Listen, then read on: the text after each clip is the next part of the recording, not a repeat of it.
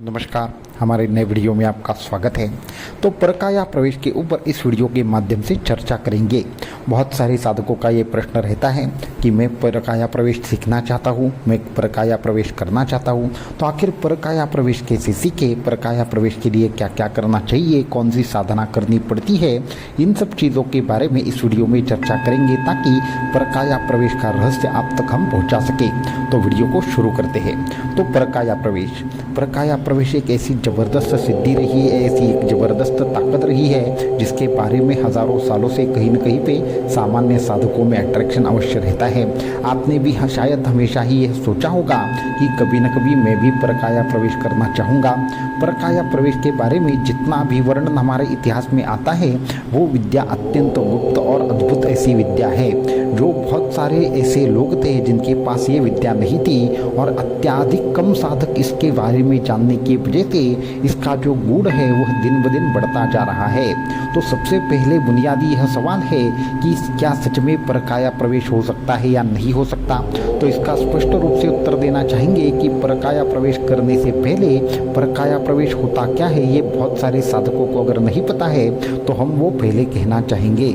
परकाया प्रवेश का अर्थ यह है, इसका मैं थोड़ा सा सामान्य रूप से आपको उदाहरण देकर हम बताना चाहेंगे कि परकाया प्रवेश, इनमें से जो शब्द है वह है पर, दूसरी है काया और तीसरा है प्रवेश। पर माने कि दूसरा कोई, दूसरा मतलब हमसे कोई दूसरा, इसको हम परकाया ऐसा बोलते हैं।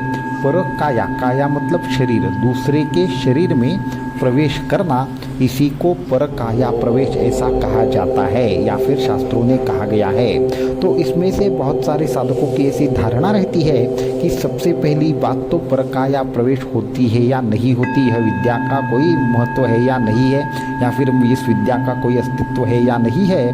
तो हम स्पष्ट रूप से उसका पहले उत्तर देना चाहेंगे कि हाँ, परकाया प्रवेश यह विद्या होती है।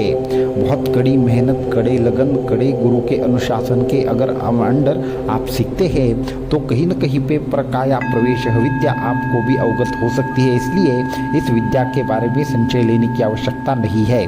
दूसरी चीज़ यह है कि परकाया प्रवेश ये बहुत सारे ऐसे ज़बरदस्त प्रकार के योगी हैं उन्होंने किया है। उसमें से सबसे पहला जो परकाया प्रवेश हुआ था वो कहा हुआ था श्रीमद् शंकराचार्य जी, जो हमारे संस्कृति के संस्थापक है। तो आद्य गुरु श्रीमद् शंकराचार्य जी ने पहला जो परकाया प्रवेश था, जो सबसे बड़ा परकाया प्रवेश जिसे कहा गया है, वो परकाया प्रवेश श्रीमद् शंकराचार्य जी ने किया था। उसके बाद जो दूसरा परकाया प्रवेश है वो नवनाथ जी ने भी किया था। तो ऐसे परकाया प्रवेश के दो जबरदस्त उदाहरण हमें देखने को मिलते हैं। इसलिए परकाया प्रवेश होता है या नहीं इसका भी उत्तर हमने दे दिया है। अभी दूसरी बात है, क्या सामान्य साधक परकाया प्रवेश कर सकता है क्या। बहुत सारे ऐसे साधक हमें पूछते हैं कि गुरुजी हमें परकाया प्रवेश करना है, हमें परकाया प्रवेश सीखना है, हम परकाया प्रवेश करना चाहते हैं। तो अभी उसके ऊपर हम उत्तर देना चाहेंगे।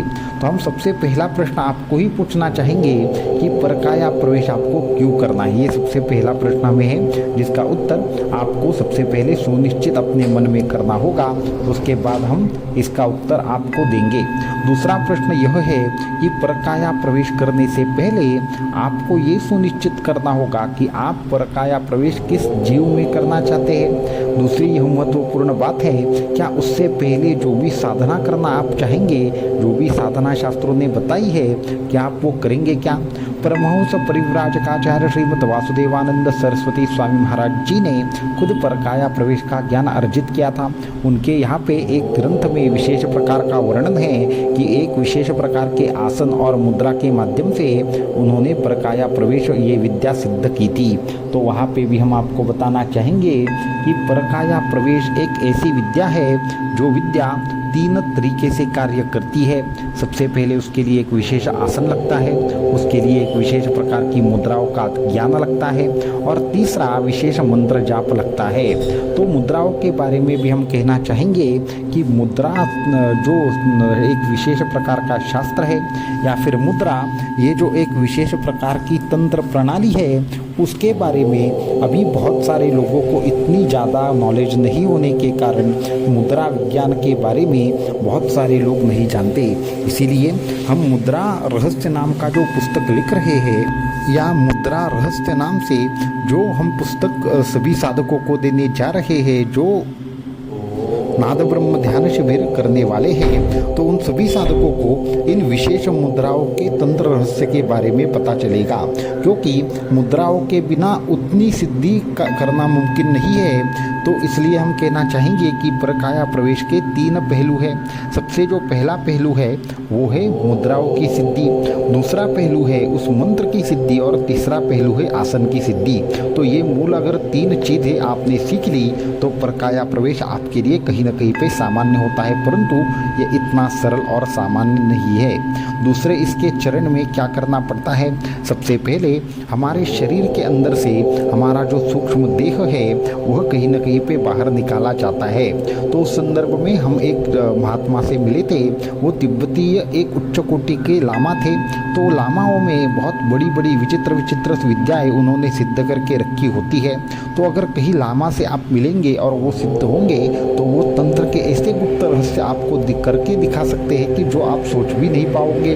तो उन्होंने क्या किया, उन्होंने यह विद्या एकदम ज़बरदस्त तरीके से अर्जित कर रखी थी।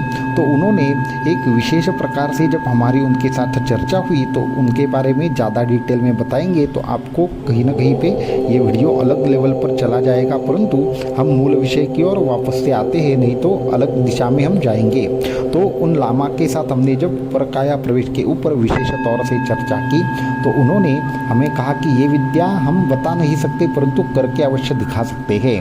तो हमें क्या किया, उन्होंने 3 दिन चलते हुए एक विशेष प्रकार के सरोवर के यहाँ पे ले गए जहाँ पे जनसामान्य का आना जाना बिल्कुल नहीं है और वहाँ तक पहुँचना भी उतना सरल और मुमकिन नहीं है। इस तरीके से एक जगह पर हम पहले गए तो उन्होंने उनके साथ एक विशेष प्रकार की एक बिल्ली की लाश उनके साथ थी, जो मरी हुई बिल्ली है वो उनके साथ उन्होंने रखी थी। फिर वो विशेष स्थान के ऊपर जाकर उन्होंने वो सबसे पहले एक विशेष आकृति बनाई, जिसे तंत्र की एक विशेष प्रकार का यंत्र हम कह सकते हैं। उस विशेष प्रकार की आकृति में उन्होंने सबसे पहले मरी हुई बिल्ली को रख दिया और उसके बाद उसके अंदर उसके सामने वह जाकर बैठ गए। फिर उन्होंने विशेष प्रकार की हाथ की मुद्राएं की, कुछ पैरों की मुद्राएं की, तो और फिर उन्होंने विशेष प्रकार से कुछ ध्यान लगाया और कुछ अपने एक विचित्र ऐसे आवाज़ में मंत्र का जाप करने लगे। और देखते ही देखते हुआ ऐसे कि वो जो बिल्ली थी वो उठकर खड़ी हो गई। उन्होंने हमारी तरफ देखा और उसके बाद क्या हुआ, और वो वापस से कुछ मिनट बाद वो बिल्ली वापस से ऐसे अपने आप ही मर गई और वो वापस से उन्होंने आंखें खोली। तो उन्होंने हमें बोला कि आपको कुछ समझ में आया या नहीं आया। हमें तो समझ में आ गया था कि उन्होंने अपने प्राण निकाले, उस बिल्ली में प्रवेश किया और वापस से उन्होंने उस बिल्ली के शरीर का त्याग करके अपने शरीर में वापस आए। तो ये परकाया प्रवेश का पूरा जो खेल है वो हमें देखने को प्राप्त हुआ। इसलिए हमने ये सुनिश्चित किया कि ये विद्या हमें अवश्यंभावी सीखनी है। उसके बाद उन्होंने कुछ सभी प्रकार की चीज़ें बताई। वो सभी प्रकार की चीज़ें कुछ अलग वीडियोस के माध्यम से या लाइव के माध्यम से आप तक हम पहुंचाना चाहेंगे, परंतु तकरीबन 3 साल के कड़े मेहनत के बाद हमें इस विद्या का संपूर्ण ज्ञान प्राप्त हुआ। परंतु ये ज्ञान जो रहता है कि ये अत्यंत गुप्त ऐसा रहता है या इसका कोई विशेष प्रकार का प्रदर्शन करना, 10 लोगों के सामने परकाया प्रवेश करके दिखाना, ये चीज़ें स्पष्ट रूप से हम कहना चाहेंगे मुमकिन नहीं होती। तो हम आपको एक शॉर्ट में विधि बता देना चाहेंगे कि आपका विशेष मुद्रा, विशेष मंत्र और वो विशेष एक प्रकार से आसन, ये 3 चीज़ें सिद्ध होने के बाद क्या होता है, सबसे पहले हमारे खुद के शरीर से विशेष प्राणायाम करके क्या करना पड़ता है, हमें सबसे पहले अपने शरीर से सूक्ष्म शरीर को अलग करना पड़ता है। उस सूक्ष्म शरीर को अलग करने के बाद क्या करना पड़ता है, कहीं ना कहीं पे हमें ये अनुसंधान करना पड़ता है कि दूसरा ऐसा कौन सा शरीर है जिसमें हम प्रवेश करना चाहेंगे। लेकिन वो जो शरीर है वो उसका भी वो शरीर कैसा होना चाहिए, आपको किस तरीके से शरीर का चयन करना है, इसका भी अलग विधि होता है।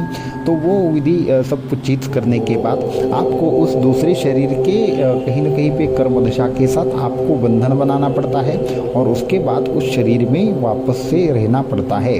उसके बाद उस शरीर के किस तरीके से बंधन को तोड़ना है और वापस से अपने शरीर शरीर में आना है, ये चीज़ें अत्यंत महत्वपूर्ण रहती है। इसमें एक ही हानि होने की संभावना रहती है कि कहीं अगर उस शरीर से बाहर निकलना या अपने शरीर के अंदर जाना, ये दो चीज़ों में कहीं ना कहीं पे फंस गए तो इस शरीर की तुरंत ही मृत्यु हो जाती है, ये भी हम कहना चाहेंगे।